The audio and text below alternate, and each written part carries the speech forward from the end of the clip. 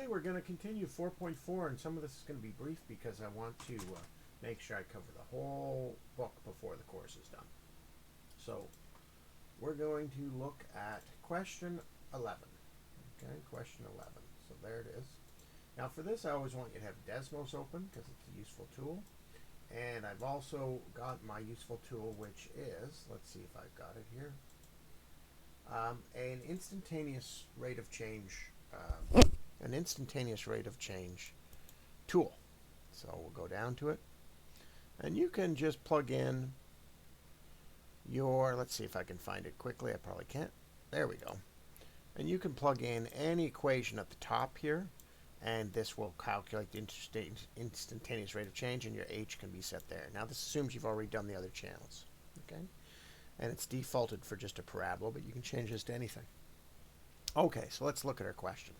Always examine your question first and see if you can figure out the graph. So this one here looks like a really complicated graph, doesn't it? Right.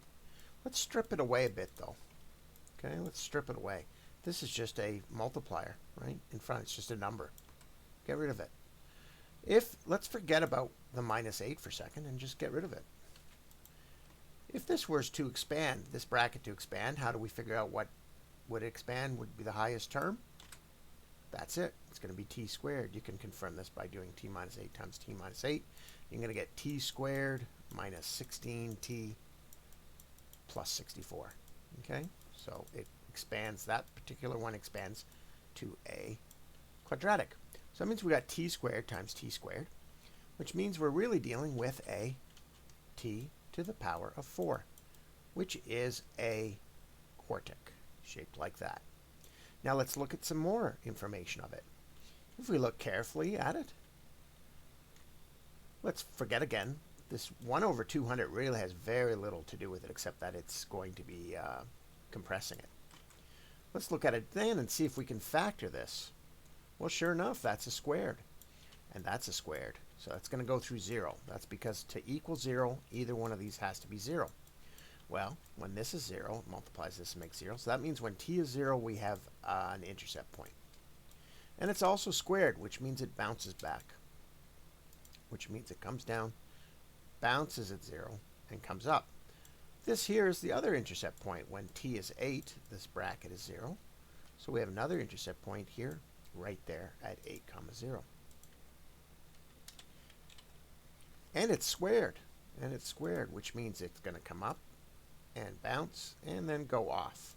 And these are pretty much going to be symmetrical. In other words, pretty much the middle of this at 4, whatever the top is, will be the peak of this w, because this is squared and this is squared, and they're nicely symmetrical when they're squared like that. So 4, I'm pretty sure, is going to be the peak of this maximum of this hill, just because this is squared and that's squared, and the equidistance between those two is 4. How do I know it's upward facing? Well, that's where the 1 over 200 comes in. The 1 over 200 is positive. Therefore, this is positive, and this is going to expand to positive, and there's no negative numbers in front, so it's upwards facing, which means it starts in quadrant 2, that's the beginning behavior, and ends in quadrant 1. They've also put a domain restriction on it. Always read your questions carefully. Let's find the domain restrictions. This is a restriction, and it's saying we're going to consider the domain including 0, that's what the square bracket means, times 0, and including time 8. So we're only really measuring on that w, we're really only measuring the part that goes from 0 to 8. So yeah, the cubic is over here, but we only care about this portion of it. It bounces up, comes down and touches 8, and then continues on its merry way. We'll make it the rest purple. We only care about this portion of it, which goes from 0, 0 to 8, 0, and the peak of it's probably 4. Out of curiosity, let's figure out what 4 is in here. 4 is 16. 4 minus 8 is minus 4, which becomes 16. So we got 16 squared. So I'm going to guess, and my 16 squareds aren't very good. I think it's 360, 336, 256. Ugh, way off. So my guess is that the peak of this is going to be 4, comma 256, but that's just irrelevant. Let's read the question. So clearly this is the part that represents our model. We estimate the instantaneous rate of change in the distance to the dock is positive, negative, and 0. So we want to determine when the instantaneous rate of change, in other words, when the slope is going to be positive, 0, and negative. And what happens to the boat when the instantaneous rate of change of distance is 0? What happens? Well, it's turning around. So here, if we were to look at this boat like it's arriving, and if we consider the y-axis distance, as it is, distance based on time, in kilometers, so the boat is leaving the dock at 0. It's as far away from the dock as possible at 4 seconds, most likely, and comes back to the dock at 8 seconds. So I'm going to guess that the instantaneous rate of change is 0, and that's when the boat is turning around. The instantaneous rate of change is 0 here, and that's when the boat's at the dock. And technically, the instantaneous rate of change here when the boat docks will be 0 as well, because that's when the W bounces back. So you're going to have 3 zeros. What does it mean when the boat's rate of change distance is negative? It means it's reached its furthest waypoint, and it's coming back to the dock, because the slope anywhere from here, from the 0 point onwards, will be negative. And we can show that in a second. What happens to the boat when the instantaneous rate of change of distance is 0? It's either at the dock, it's turning around from its furthest distance, or it's at the dock again. Estimate when the instantaneous rate of change in the distance of the dock is positive, negative, and 0. So it's positive, it's leaving the dock and reaching the furthest point. It's 0 when it reaches that point, and it's negative when it's coming back to the dock, but because 8 and 0 are included, it is also 0 when it's at the dock. So there's 3 points when it's 0 at the docks. So it's 0, 0, 4, 256 most likely. We haven't confirmed it. And 8, 0 is when the instantaneous rate is 0. And if we were to put this in notation of when it is positive, okay, it is positive in this period. The slope is positive. And that is from x is equal to 0, right here, 0, 0, all the way to 4. So we would write that in 2 ways. Since they've done it in, I forget what kind of notation that's called. I think it's called, I forget. Anyway, if we do the old school notation, it would be 0 is smaller, because we're only looking at the positive rate of change, the positive interval, the interval of increase, when the instantaneous rate of change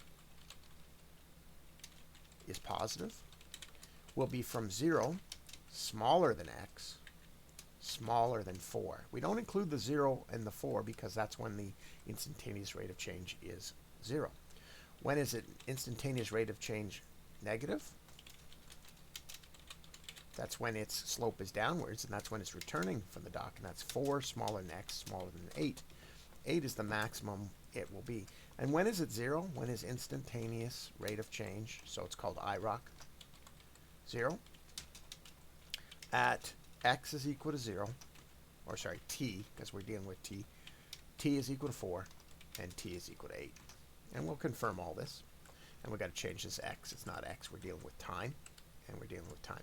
So that's the old school notation. If I was going to put this in new notation, it would be rounded brackets, 0, 4 rounded brackets, because we don't include the 0, 4 for the positive. It would be 4 rounded brackets, 4, 8 rounded brackets for the negative. So this would be the positive.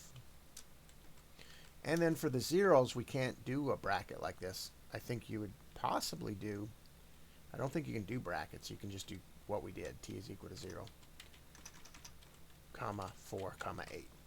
That's the best you could do. So that's how you do. Now, if 0 was included, you would use, as they did above, a square bracket, or 4 was included, or 0, or both. That means included, and rounded bracket means it's not. So look, they didn't even want us to do calculations, but let's take the old Desmos here and give it a run. And we're going to just see if we were roughly right. We can just put f of x, even though it's t, do 1 over t 200, put it in brackets, 1 over 200. We're just going to change t's to x as well, so we don't confuse Desmos. And I'm just going to keep it in brackets, because everything's written in terms of x here. And then we do x minus 8 instead of t minus 8. And don't forget to square it. Well, there's our w. Let's get this big again. There's our w. And nicely, I can just move my slope. Yeah. And now let's find this. Let's also just label 4 comma f of 4, and looky there. That looks pretty much like the top of it after all. And that's because I knew the symmetry of this, when this is squared and this is squared, was going to be near perfect.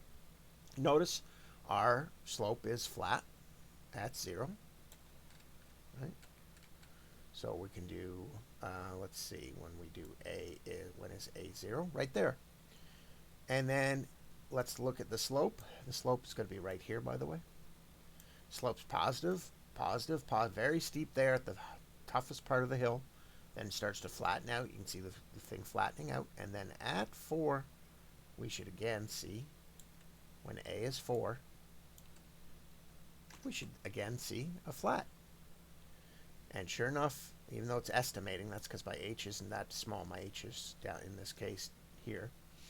It's just estimating, but it's pretty much going to be 0 there. And it's actually, yeah, I can see it says 4 comma 1.28. And it should actually not do that. It should be 4 comma. Oh, that's interesting. Oh, I forgot the 1 over 200 when I did the peak. My bad. I forgot I had to multiply by 1 over 200. So 256 times 1 over 200 would have been 1.28. So that's going to be the peak distance. So it's going to be 1.28 kilometers away from the dock is the maximum distance. And then look, it comes back. Keep an eye on this r over here. You can see the slope is negative, negative, negative, negative, negative, negative, negative, negative, all the way till we get back to the dock at 8.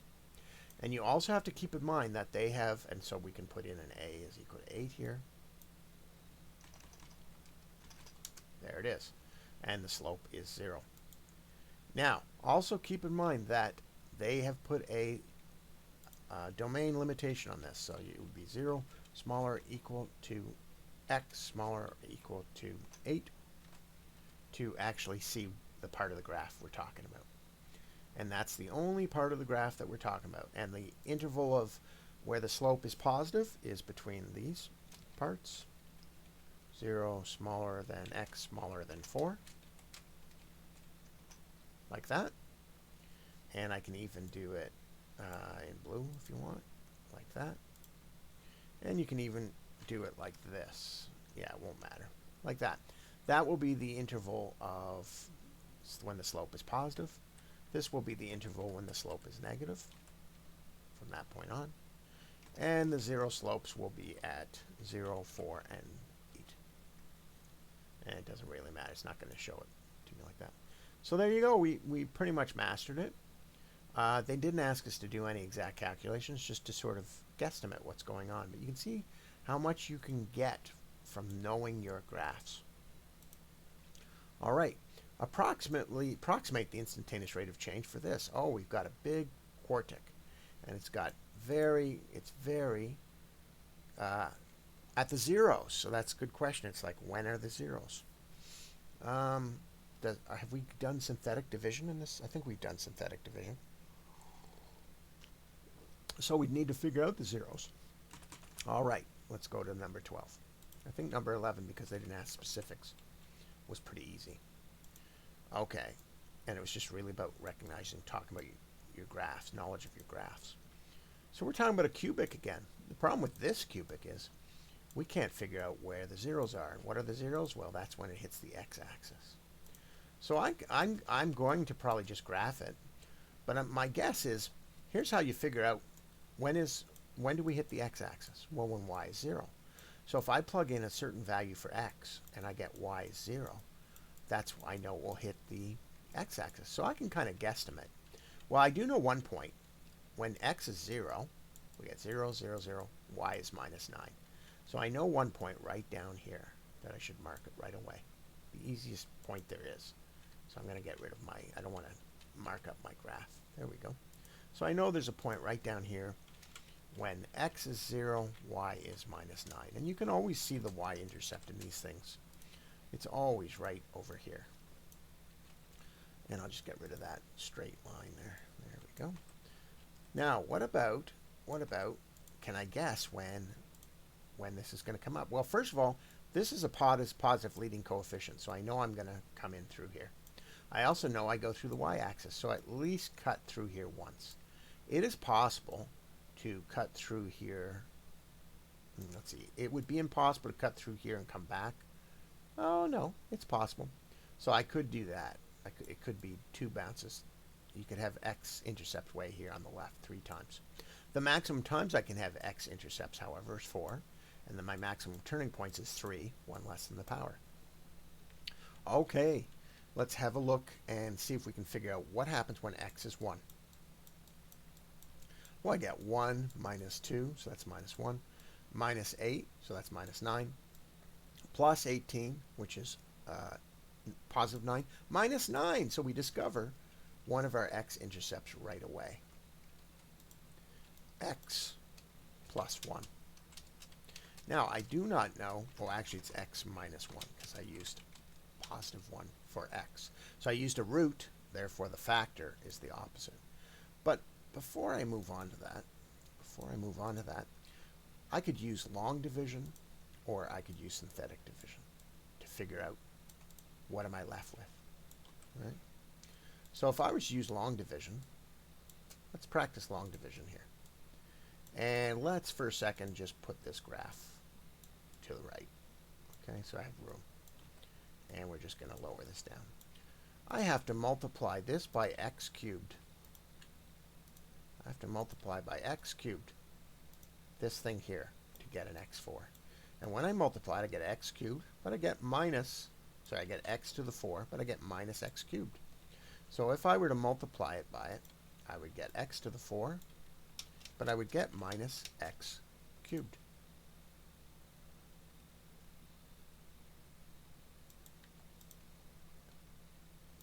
And like all long division, I have to subtract the bottom line. And these cancel out. That's why you do it. Those always cancel out.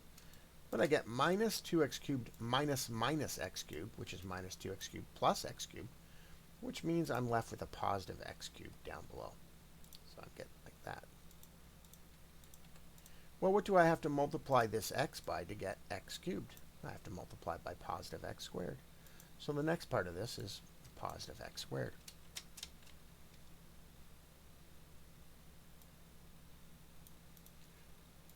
When I multiply the first term by x squared, I get x cubed, which is what is down here, right? And then when I multiply times minus 1, I get minus x squared. And by the way, you have to bring this term down now. So right here, we've got an x cubed. And I've got to bring this term, just like long division, you got to bring the next term down. So when I multiply by x squared, I get my x cubed, which is what I want. And then I get minus x squared.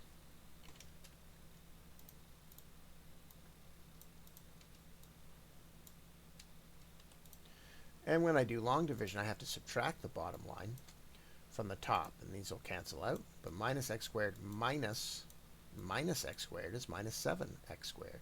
So I get minus 7x squared.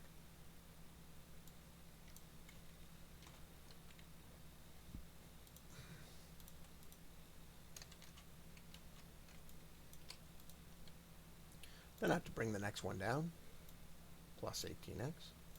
What do I have to multiply this by to get minus 7x squared? I have to multiply by minus 7x. When I multiply by minus 7x, I get minus 7x squared, but I also get plus 7x. So I get minus 7x squared. Let's just write it like this instead of constantly wasting time. Minus 7x. Now when I subtract this, these cancel. Minus 7x squared plus 7x squared, because it's minus minus. And this goes 18x plus 7x, so I get 25x. I get 25x. Finally, I have 25x, and I bring the last term down. And the last term is minus 9.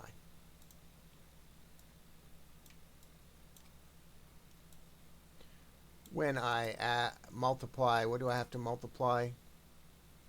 I wonder if I got this right. I don't think I got it right, actually. What do I have to multiply to get 18x? I have to, or 25x. Did I get that right?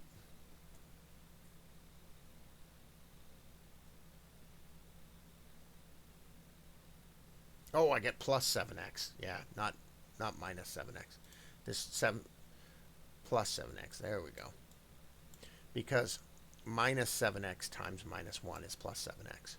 So I get plus 18 minus 7x, which is actually, there we go, which is actually 11x. I still got it wrong, I think. Yeah, I did, because this would have to come out to 0. So I did a mistake somewhere, and I hate making mistakes like that. X cubed minus x cubed. So I get minus minus, so I get x cubed. Then I do x squared, and I get minus x squared. And then a minus minus makes a minus 6. Oh, jeez, look at that. X squared times minus 1. No, I got it right. Minus minus makes minus 7x squared. And then I got to do minus 7x. What did I do wrong there? And it becomes plus 7x, and that's 18x. Did I forget one? 18x plus 7 is... Oh, minus that is 11x, and then 11x minus... yeah, it should come out to 0. So I made a mistake somewhere. And that's why I like synthetic division. Anyway, that's the basics of long division, even though I screwed it up. Let's look at the much easier to use synthetic division. I've already determined that one of the roots is 1. That the coefficients in front of this x to the 4 is 1. In front of the x to the 3 is minus 2. In front of the x squared is minus 8. In front of the x is plus 18. And the last one's minus 9. And here's why I love it. It's so much easier.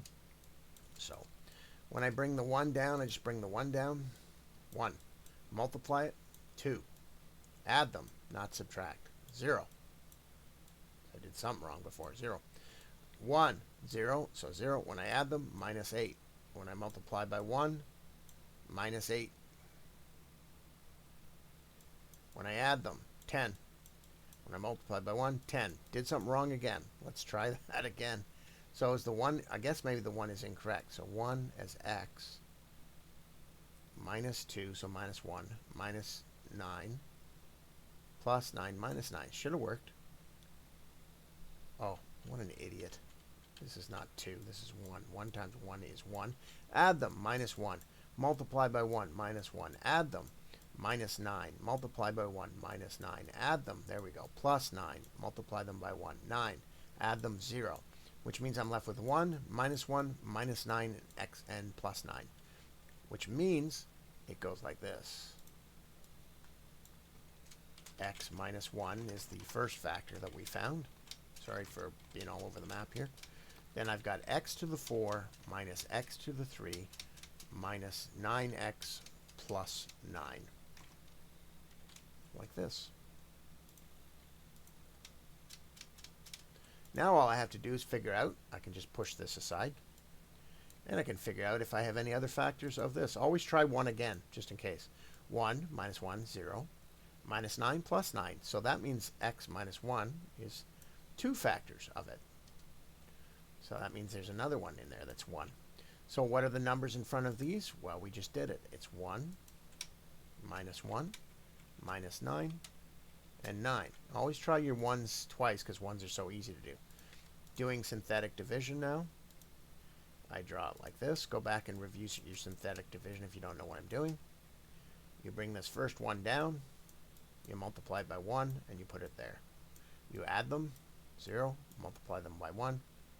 Put it there. Add them, minus 9. Multiply it by 1. Put it there. Minus 9. Add them, 0.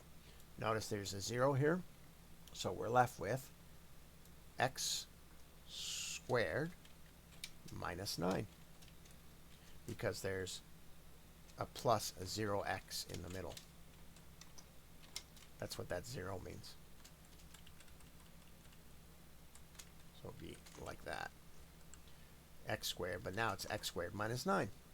So that means that our 2, and what's that factor out to? X plus 3, x minus 3. So these are our factors. And you should actually have this one first. There we go. And remember that our 1 is squared. So boom, we've successfully factored that. All right. Let's go back to our graph. Now we have a factor.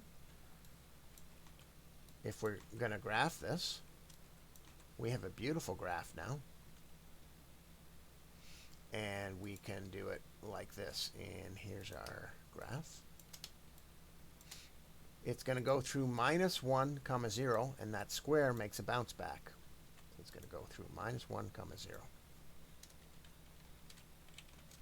We know that it's a cubic, and I'll just put my minus 1, comma 0 over here. We know it's a cubic, so it's going to come down, go up. Ah, wait. This minus 3 is over here. This is another one. Here we go. So this is further left. Minus 3, comma 0. And my last root, so you always do your roots. You should always draw your roots first. And my other one is 3, comma 0. But keep in mind the 1, comma 0 is squared. Which means, because I have to start in quadrant 2 with a cubic, if it's positive leading coefficient, it's going to go through once because that is just 1. If it was squared, it would bounce. Come down. Because the minus 1 is squared, it's going to bounce off of it. It's going to go through the spot that we already figured the y-intercept 0, comma minus 9. It's going to go down and go shooting through the 3. Approximate the instantaneous range at the 0, so that's at the x-intercepts. Well, the slope at this one, because it's a bounce back, that's a peak. That's a max. So the slope at this is 0. So for x is equal to minus 1, slope, or instantaneous rate of change, IROC, is 0. That one's easy. To do the other ones, we'd have to approximate the slope. So we're going to start with this leftmost point. So I'm going to cheat a little bit, but what you would do is you would just put it into the formula. But we're going to make sure we got our graph right here. So we got x minus x plus 3, x plus 1 squared, and x minus 3. And I put them in order. And we'll just do that. And there we go. That's what they look like. We're just going to ignore the a here. There we go. Oh, there we go. And we can even make the a minus 1 to confirm our slope. Yep, flat as can be. It's almost 0. Flat as can be. And we could just take this ride and go to the next intercept and take a guess. And we're roughly there. And we can see that the slope's about negative 23.9, so it's probably negative 24. So how would we figure out the slope for there? Well, we take an h that's very small. We take an a that's minus 3. And then it's going to punch out negative 23.9. Now what you would actually do is you would find your negative 3 value here first, which is negative 3, comma 0. Then you take a point that's slightly to the right or slightly to the left, and you find the slope. And you make the point that's just 0.00h to the right. So let's do that graphically so that you can know how to do it on a test, right? So first of all, you need to figure out the point that's at 3. We already did that. The coordinate that's at minus 3x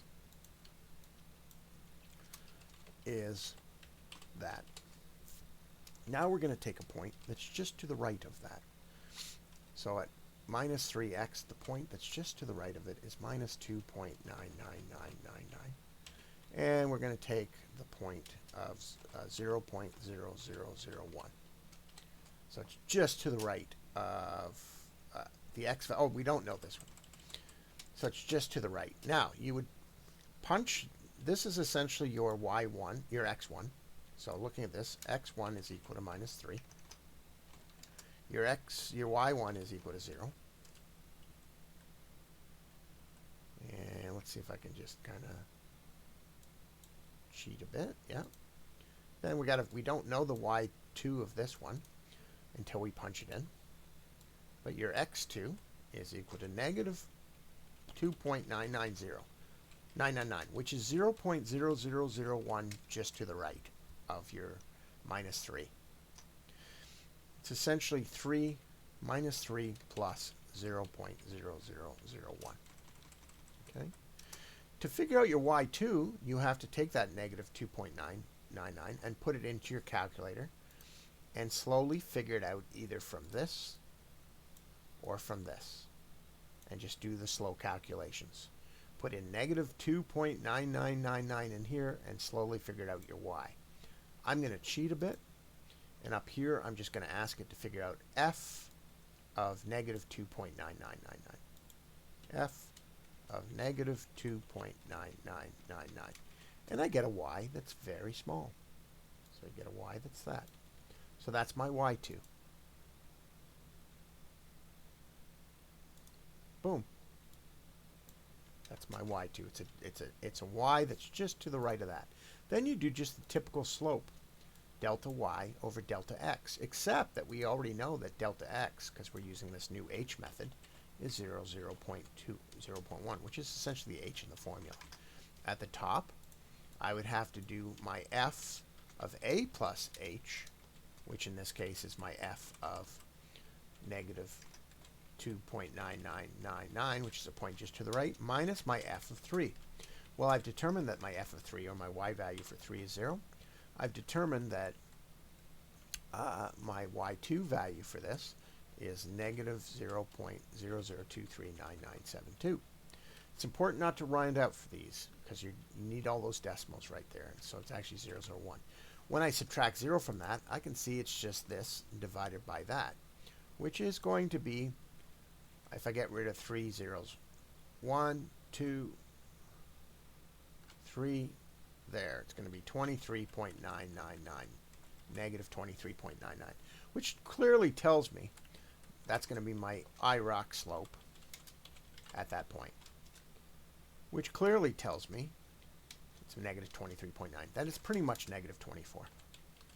So that means my slope, my instantaneous rate of change here, is going to be about negative 24 going straight down, which makes sense for the graph.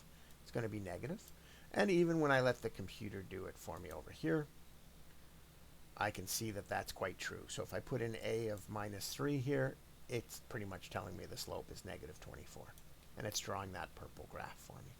You can sort of make your thing stretch out a bit to get a better idea of it like that. There you go. Now you're going to get a better idea of the purple line.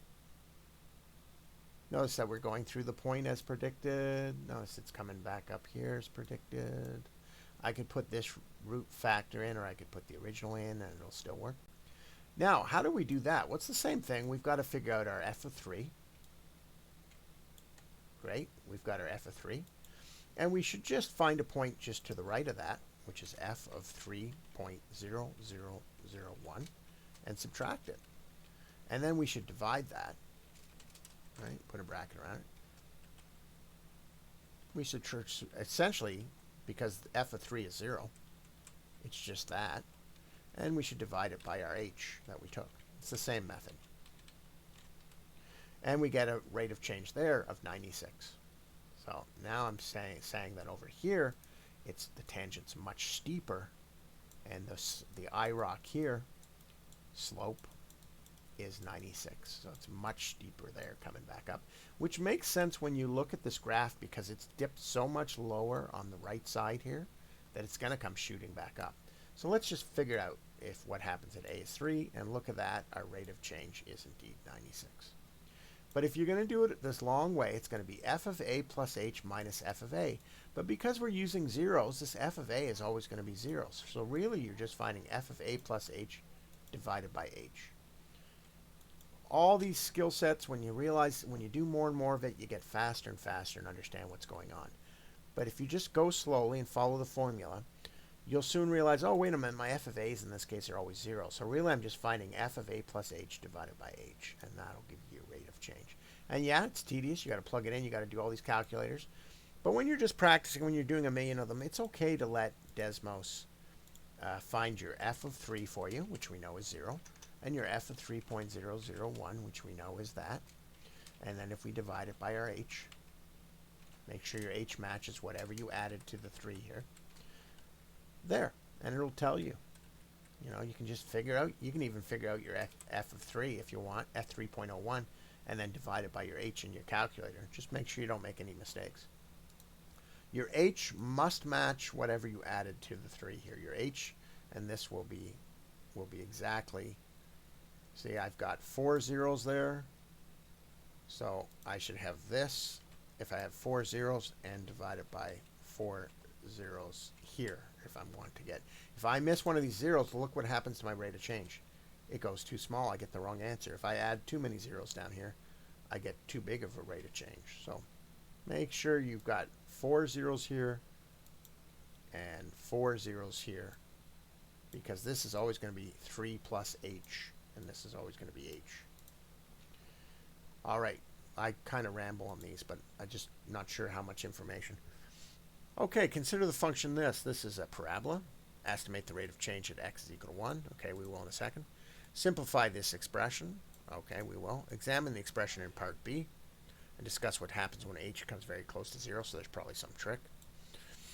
If we look closely, when x is 1, we get 1 plus 3, that's 4, minus 5, minus 1. So 1 comma minus 1.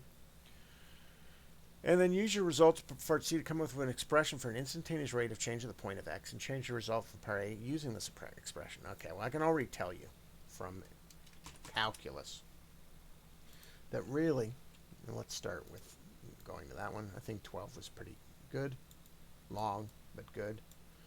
I need to practice my long division more. We know this is a parabola. I can even temporarily, and we also know a couple more things about it. What happens when x is 0? It goes through the point 0 comma minus 5. What happens when we go through the point that they're interested in? The point they're interested in is when x is 1. 1 plus 3 is 4, minus 5 is minus 1. So we know it's also coming back up at 1 comma minus 1. So it's on its way up. So that means this graph is either, it's possibly, it could have dipped up and been on the way up through that. It's more likely it's going down here and coming back up, because it's a parabola. It's going to face up. So it would help to sort of find the vertex. So when I complete the square here, I get x squared plus 3x. And when I half it, I get x plus essentially 1.5. Which means the vertex is going to be at negative 1.5 over here. And that's just 3 divided by 2. I just took the half of that. Which means I got the vertex of negative 1.5. So it indeed does this. It goes down here, comes here, and comes back up. And if I want to make it look a bit more pretty, it does something like that.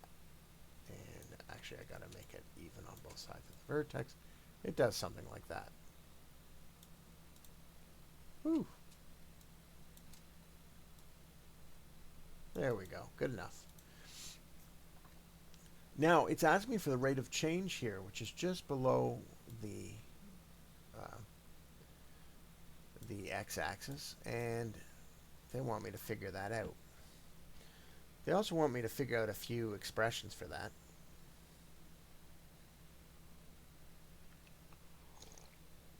But they want me to use this formula here, so I'm going to let Desmos do it. X squared plus 3x minus 5.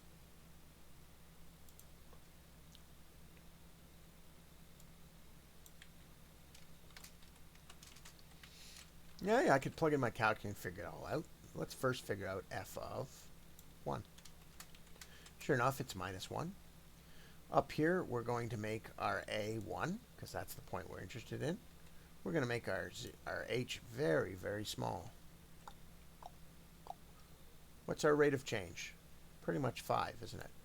And there it's drawn it for me. There's my IROC slope, 5 slope. And it's saying, okay, well, we got a 5 in there. So that's what happens if I were to plug all those numbers in, and I would take a, well, let's just start with a normal h first and see what we get. Still 5.01. Still 5. And then the 5 just gets more and more accurate. All right. So what was the point in that? Why did they want me to do it? They want me to simplify this expression. Okay, let me show you. Let me show you a little trick and how they came up with the derivatives. Let's just get rid of all this crap. Pretend I didn't take an h. Okay, pretend I didn't take an h. Let's get rid of all that. And pretend I just use f of x plus h in the expression above. So if I take this expression, and I find f of x plus h, what do I get? If I don't use an h and just use the letter h, what do I get? Well, it's clearly I get x plus h squared plus 3 times x plus h minus 5. Correct? Like that. Agreed? That's essentially when I replaced f of x plus h in the equation. So that's that there. And then they want me to subtract f of x. Well, what's f of x? F of x is just this equation. So we're going to subtract it, remember. We're going to subtract everything because you've got to replace f of x with everything in the equation. Well, this negative makes that negative, makes that negative, and makes that positive. So what we're actually getting is negative x squared, negative 3x, and plus 5. Let's notice right away, plus 5, negative 5, these cancel out. Great. And it's all going to be divided by h, by the way. It's all going to be divided by h. All right, maybe there's some more simplifications I can do. What happens if I expand that? What's the expansion of that? Well, it's x squared plus 2h plus h squared, correct? Isn't that what it is? I believe so. Well, let's replace it. What happens when I expand this? Well, it's 3x, right? Plus 3h. I believe, yeah? Like that. Not quite. Let's see if we can just move this over a bit. Make a bit more room. Good enough, right? There, I've expanded that. Notice I've got an x squared here and a minus x squared here. Boom, cancel. Notice I've got a 3x here and a minus 3x here. Boom, canceled. Actually, I don't know. I don't think that's exactly what I wanted to do entirely. Hang on. Let's go backwards. X squared minus 3x. Yeah. Okay. Yeah, I think this will still work. Let's see. X squared. Did I do it correctly? Plus h squared. Yep. Plus 3x. Minus 5's canceled out. And then I had minus x squared. Minus 3x. So yeah. So let's keep going. X squared's canceled out. There's supposed to be a 2x plus 3 left in here, though. I think I might have forgotten one. I'll keep going. Again, this might be a botch thing, and that's what happens when you're tired. So plus 3x that, plus 3x that. Notice that we can cancel out 1h. We get 3h. I think I forgot one of the x's. And h. And then as h approaches 0, we get that. And that's not what I wanted. I think it's supposed to come out as 2x plus 3. So I forgot an x somewhere. Oh, I know where I forgot an x. So this does not expand to x squared plus 2h plus h squared. It expands to x squared plus 2xh because the middle term has to have both of them. In other words, this, where I made my mistake, expands to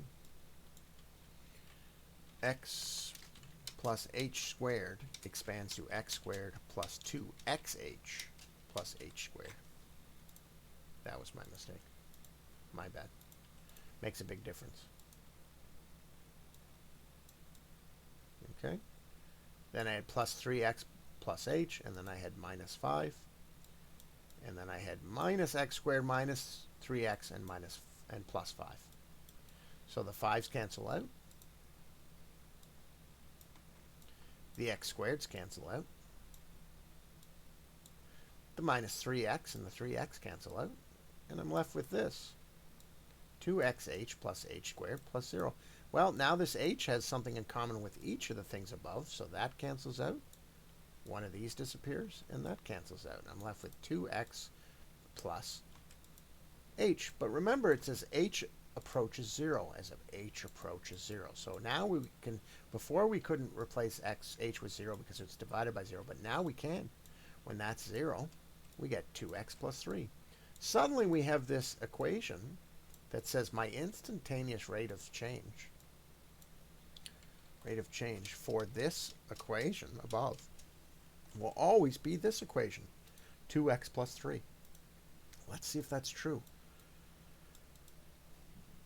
So let's mark that in there, 2x plus 3. Let's try to remember that. Let's try to find it for 1. Do you remember what rate of change we found for 1 on the graph?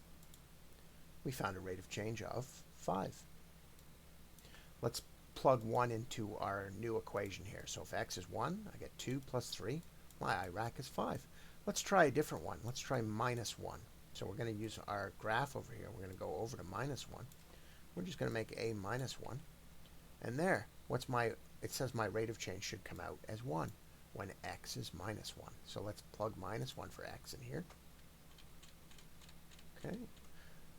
Minus 1 for x is 2 times minus 1, which is minus 2, plus 3 is 1. My IROC should be a slope of 1.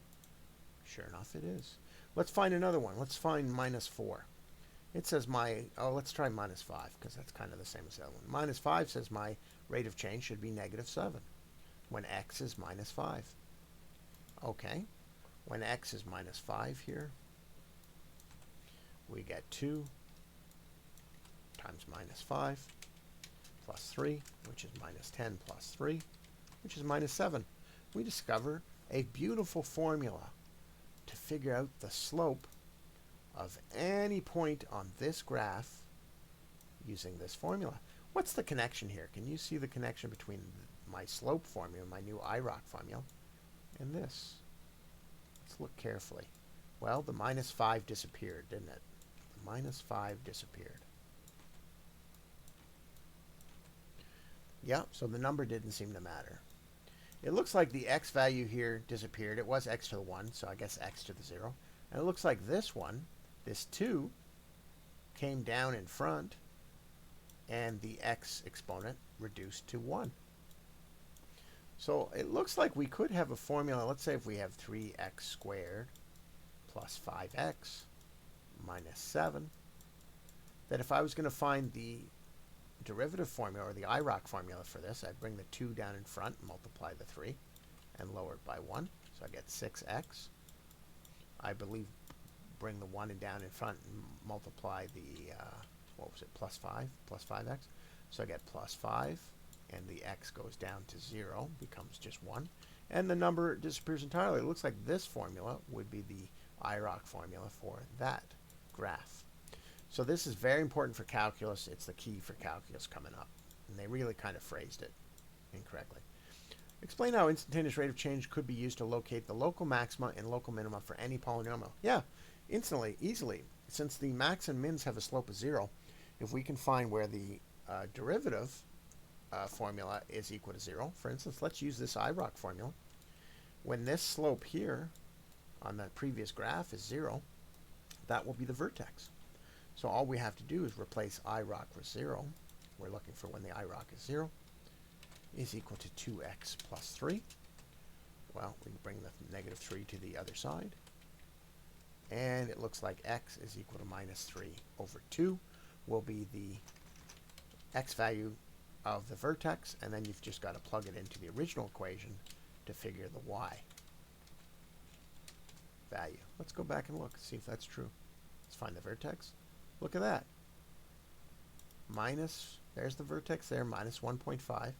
Minus 7.5 is the y value. So sure enough, by setting my new formula to equal to 0, I found the x value of the vertex, and then I could just plug it into the original formula, not the vertex formula, not the IROC formula, the original formula to find my y value. Hopefully that made sense. I don't know if it did or not.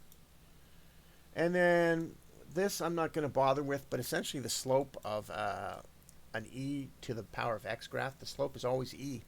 That's what makes e fascinating to scientists. So the instantaneous rate of change of anywhere on this graph will be e. So when x is 5, the slope's going to be e. When x is 6, the slope's going to be e. When x is 1, the slope's going to be e. When x is minus 7, the slope's going to be e. The slope of this graph is always e itself. That's what makes it weird. Consider this function, which is a cubic. Estimate the slope of the tangent at x is equal to 1. Using the slope and the point of tangent, find the equation of the tangent line. The tangent line intersects the original graph one more time. Where? Oh, that's an interesting question. And so is 17, but I don't know if I have time for them. Well, what the heck? I'm going to skip 15, but I'm going to do 16. So this is a cubic, right? Notice that I can factor out an x. So it factors out to x squared minus 4. And that x squared minus 4 becomes x plus 2 and x minus 2. So already I factored it correctly, which means we have a graph, because it's a cubic with a positive leading coefficient.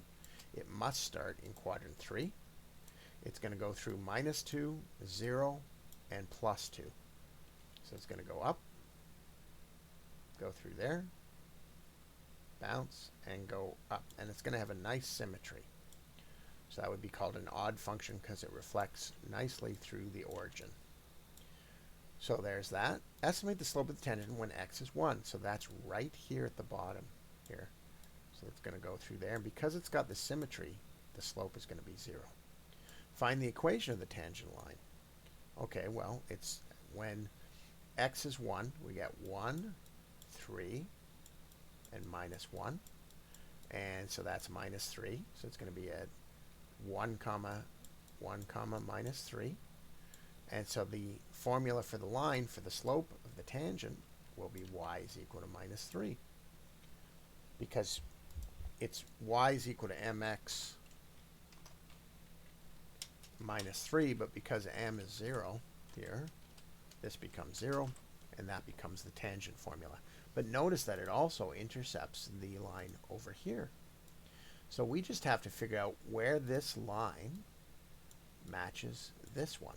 So when does this also equal, when will this equal minus 3? Well, we found 1 already.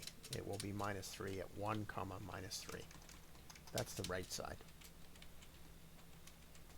Which means one of the factors for this is x plus 1. Or x minus 1, rather.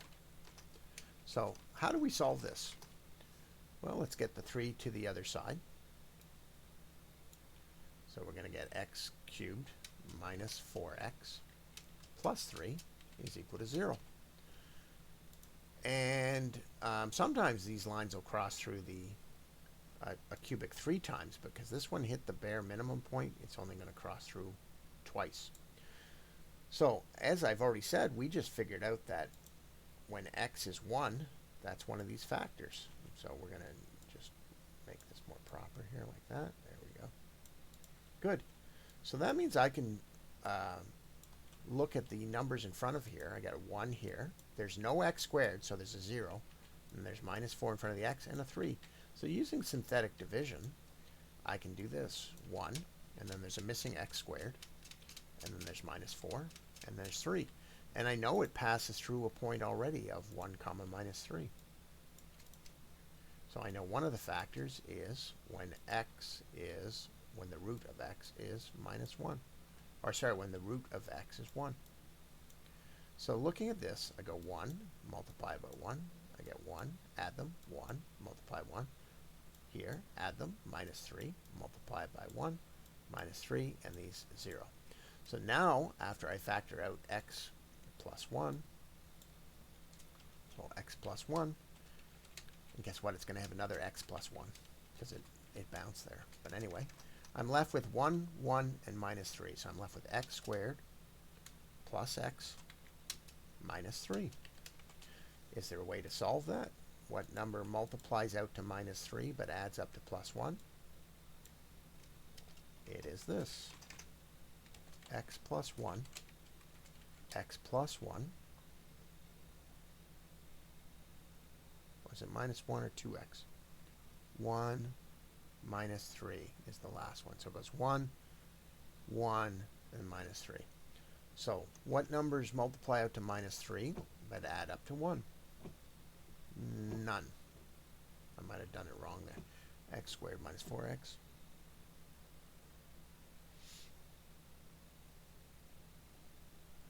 You know, I did do it wrong. It's not 1. it's x minus 1, I think. Because x minus 1 exists when it is, oh, when x is 1, yeah. So when x is 1, yeah, so it is 1. So I should have been left with x squared plus x minus 3, I believe. Okay, that's saying it's not really solvable, so I'd have to use the quadratic function. Let's see what the actual solution is. So I'm going to put in that formula that we have. We'll just use x plus 2, and x minus 2.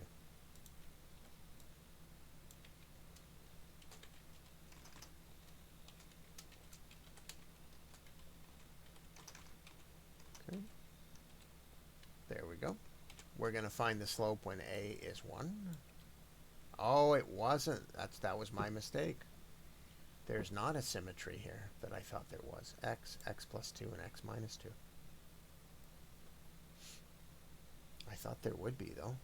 There should be. Oh, it's just that 1 is not the bottom. Ah, so there, that was my mistake. Was assuming the slope here was 0. That was a big mistake, actually. So I had to use first I had to use 1 to find the slope. So I discovered that the slope is actually minus 1, not 0. So that was the first mistake. Once I did that mistake, there was no coming back. So I should have found the slope when x is 1 and not assumed it was the bottom. And when I found the slope, I would discover the IROC when x is equal to 1 is minus 1. Okay? Once I have that slope, I know that it goes through the point 1, comma, minus, let's see, 1 cubed minus 3. And I can use this formula.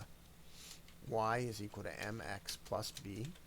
I know the slope is minus 1.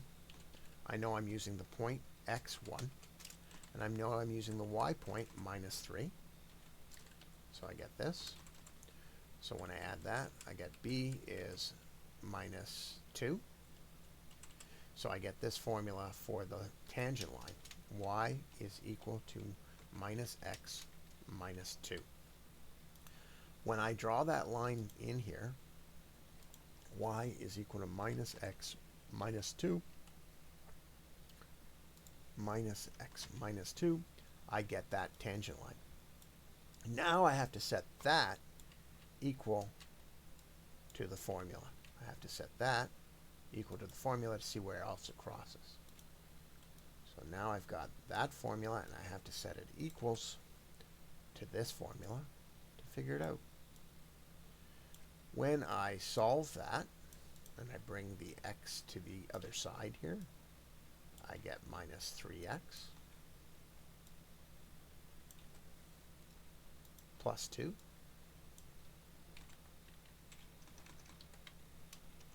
is equal to 0. So that's what I get.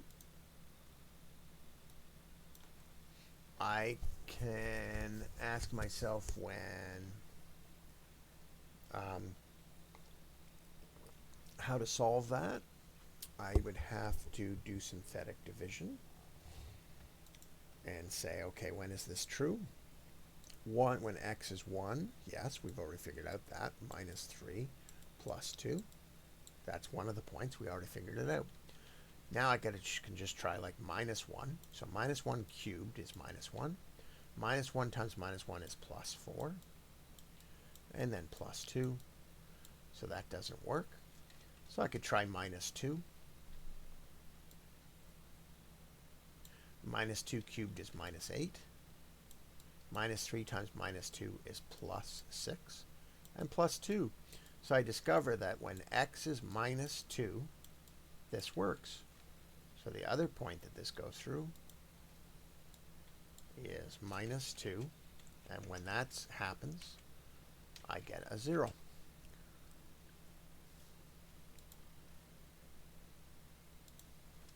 That would be kind of guesswork, though. There's probably another way to figure it out.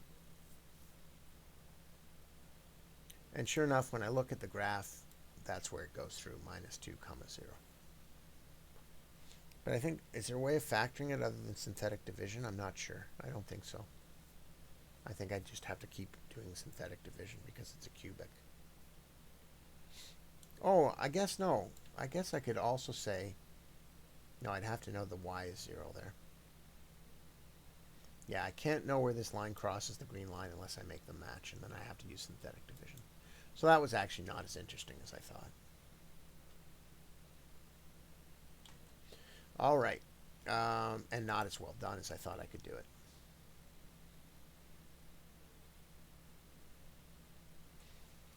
I can try this, but seeing how I botched the last one, it's clear that I'm not nowhere near my A game.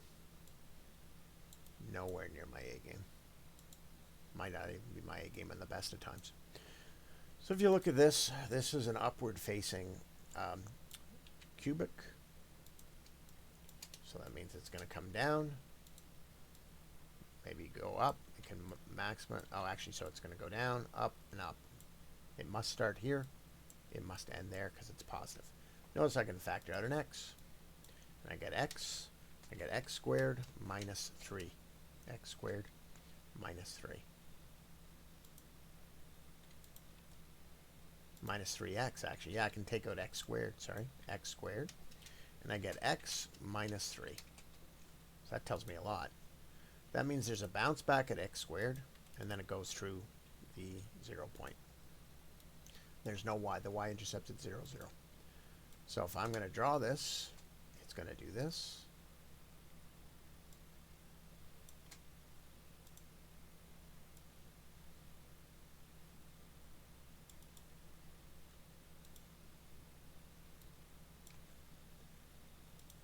And it's going to come back up and go through 3, 0. Now we're going to have to point. We've got a secant line between these 2 points, 2 minus 4, which is about there, and 3, 0, which is the point we just found.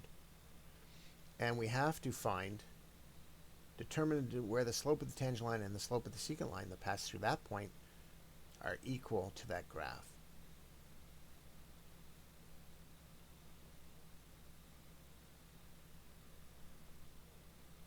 Oh, you're going to have to find the tangent line. What point does the tangent line also match the secant line? Okay, that's easy enough. We have 2 points. We can figure out the slope between the 2 points. So B is to the right. So you label these up here as x1, y1, x2, y2. And it's clearly 0, y2 is 0, minus 4, so it gets 4. And x2 is 3 minus 2, so it's 1. So the slope is 4 for that line. Using that, I can use either of these points, so I'll use 3, 0 because it's easier. So I get 0, or I get y is equal to mx plus b. I know the slope's 4. I know for 0, 3 I got 0 here and 3 here, so it's 12. So b is equal to minus 12. So I can instantly figure out the slope of that secant line is y is equal to, what did I determine was 4x minus 12. Let's try this in a normal Desmos graph. And I think that's one of the problems is I'm just using the instant rectangle. Oh, actually I should have kept that. But anyway, y is equal to x squared, x minus 3. We got to do the points minus, let's do this in f of x instead. And we're going to do the points 2, f of x.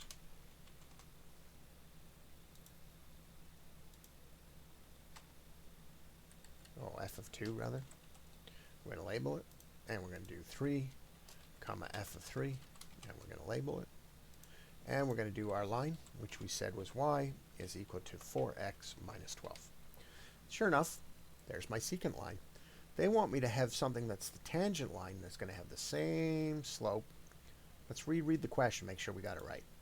Determine the 2 decimal places where the slope of the tangent line and the slope of the secant line that passes through that point are equal.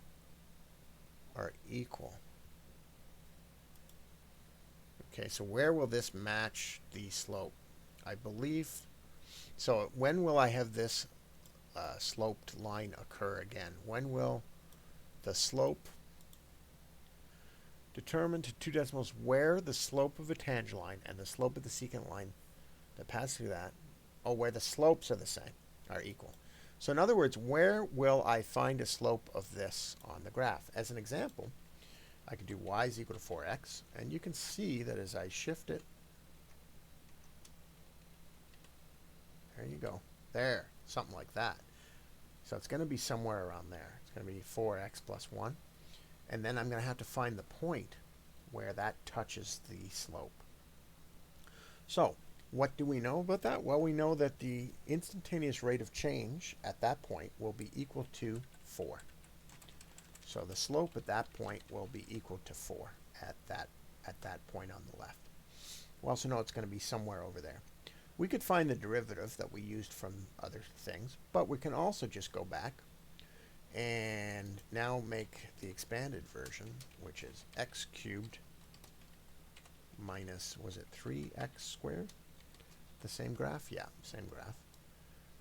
And we can now just use our equation. So we need to find out, let's take that. And we've already worked out a way to find the formula, so we should really use that. But anyway, we need to find out when f of x plus h minus f of x divided by h is going to be equal to 4. In other words, where else are we going to find a slope of 4 on this? And by the way, I think there's 2 other points. You're going to get a slope of 4 there, but I also think you're going to get a slope of 4 here. Yeah, you're going to get a slope there as well. So there's 2 points where you're going to get a tangent line. So interesting. Now, without knowing h, I think we'd have to use our technique that we did before, right? So when I replace that into the thing, yeah, this is a long process. That's why they want you to do it. You essentially have to come up with the slope formula, and I'm going to cut through all this. It's 4x squared minus 6x is equal to the slope. Now we just have to figure out when this, and by the way, it's 3x squared. You can figure out how I got that from this, from our last exercise. Right? How did I get that? So I just have to figure out when that is equal to 4. And then I can do this, 3x squared minus 6x minus 4 is equal to 0. So I'm looking for something that multiplies out to minus 12, which is 3 times minus 4, and adds up to minus 6. It's not going to be many.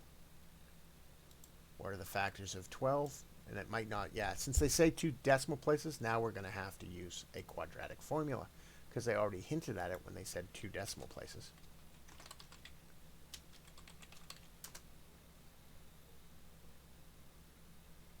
That's called the quadratic formula calculator. There we go. And we're going to use calculator soup. And we're going to use the coefficients that we've discovered, 3, minus 6, and minus 4. And we're going to say calculate. And they're going to spit out 2 possible values for x here. There we go. And by the way, these are always the roots. They're never the factors. So these are always the x values that will produce the answers we're looking for. So when x is 2.54, 2.52753, and when x is negative 0.52 or 53 to 2 decimal points, that's when this will have the slope. But you needed the derivative formula to get there. Let's see if that's true. So we're going to go back to the thing we drew, and we're going to find a couple more points. And we're going to see if we got it.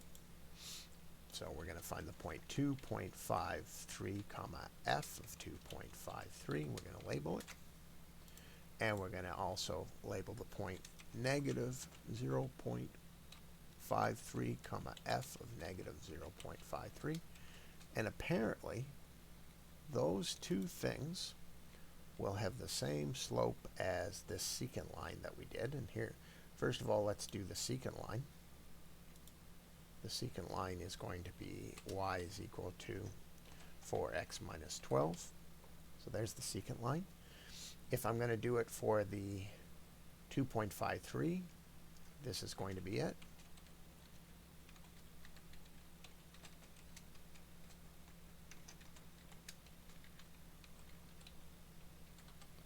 There's the tangent line that's going to have the same slope as this. They look pretty parallel, don't they? And there's the tangent of that. There's the secant.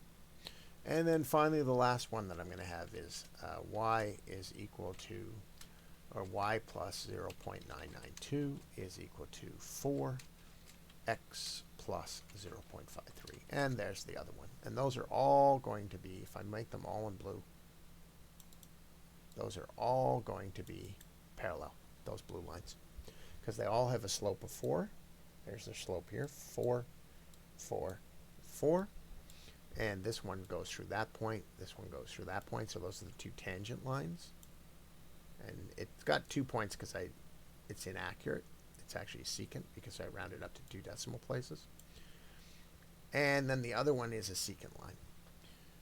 But the only way you could figure out those tangent lines is if you knew the derivative formula. The only way you could do the derivative formula is if you expanded x plus h inside of that, which will take you a long time. And then the only way we learn that is from the previous one. And we could do that, by the way, but I mean, stick around if you want to see it. Here we go. Here's how you actually do it. How do I come up with the derivative formula for this? And I want you to keep this formula in mind for the end, okay? Okay, so first of all, I have to figure out what is f of x plus h. And that means I have to take x plus h cubed, and that's where I have to use my binomial theory, and minus 3 times x plus h squared. Well, fortunately, x plus h squared is x squared plus 2xh plus h squared. And when I multiply by 3, I get minus 3x squared by minus 3, by the way, minus 6x, and minus 3h squared. Now, we can't forget that that is going to be squared here and here. The problem with this one is we have a cubed, and we have to use our Pascal's triangle. We get 1, 2, 1, and then we get 1, 3, 3, 1, which means x plus h squared is going to be x squared plus x cubed plus 3x squared h plus 3xh squared plus h cubed.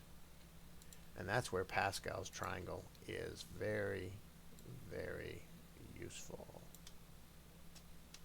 The x squared here, the h squared here, and the h cubed here. And that's the expansion of this one.